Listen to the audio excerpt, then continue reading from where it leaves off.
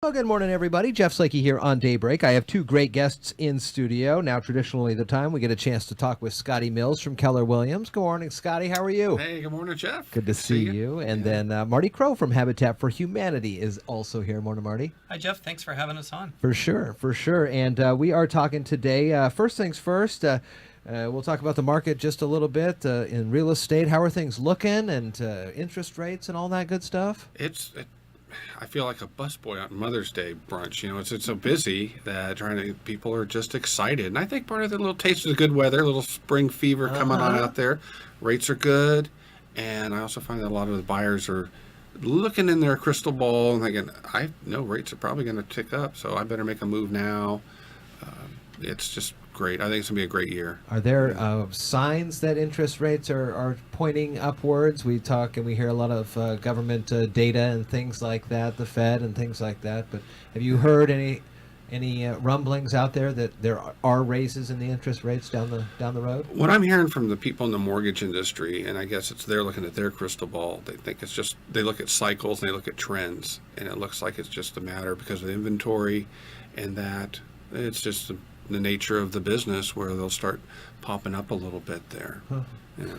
Marty, that's their take on it, but it remains to be seen. But it just seems like with that shift cycle, they'll probably go up a bit. Yeah. Interesting. Well, you brought Marty in here with you. You're one of the newest board members for a great organization, Habitat. That's a cool deal. And how's Scotty been doing? He's working on the board and with land acquisition. Is that right? So we saw an opportunity with Scotty's skills and experience in both development and land management and real estate to help our board on a number of fronts, but we think he'd be a great asset to our land acquisition committee.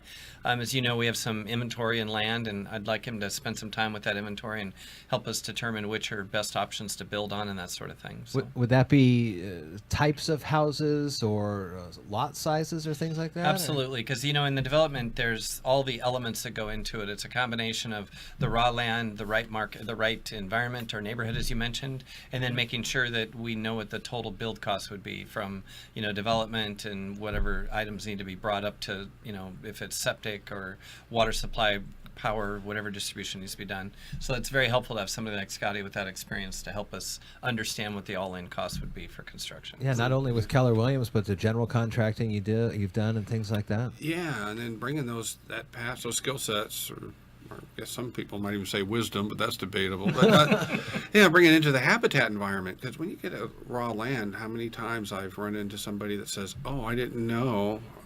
I got wetland issues, or I didn't know about this pocket gopher, or I didn't know the well was 400 feet deep. There's so many unknowns when you go there. And you look at something on the surface and you think, oh, I'll put my house here. But there are things to consider. Going through the disciplines of the county, your critical areas checklist, you're establishing your building envelope, utilities. And as Grandpa used to say, there's nothing so simple that can't get screwed up. So you just got to do your homework there. And that's what I'm going to be a kick. I think I'm it's excited. Going to be fun. Scotty's going to be a great asset to the team. So. Is there there's obviously a lot of thought put into the locations and maybe with the volunteer staff that you have, you're not able to think fully through on some of those. How far is the well, and can we do wells now and things like that? Yeah. So that like I said, it's a great asset to have someone that has a depth of experience there, and wisdom is probably a key word to use, because I believe that experience is what comes into the organization.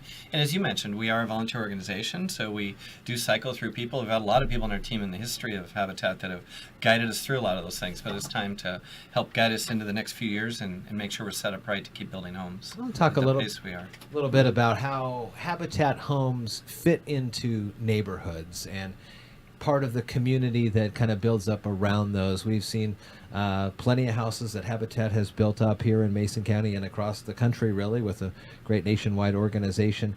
When a Habitat home comes into a neighborhood, what does that do to the people in the neighborhood? And any stories of folks, gathering together and coming forth?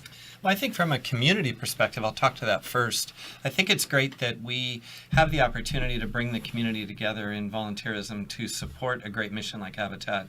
It also brings that sense of community when people are working together as a team, because you meet people in a different level, whether it's a coworker, someone from an organization you're affiliated with.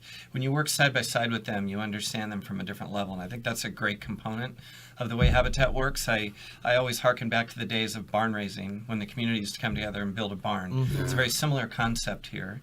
We lean on a lot of partners within our community to help us with key technical components, and then we rely on the basic volunteer that doesn't have a great deal of skills but just wants to help move material and swing a hammer. We put those people to work, and they can do an amazing amount of work in a day. And we've seen that, month in, month out over the last few builds that we've done, how powerful a group of 10 to 12 people are on a 5 to 6 hour day. It's amazing how much work gets done. But so that's the sense of community. Back to the actual neighborhood, I think the benefit in the community with building new homes in an existing neighborhood is that you tend to bring the neighborhood up a little bit. You start to see people around that new home maybe sprucing up their front yards and mending fences and making things look a little bit better.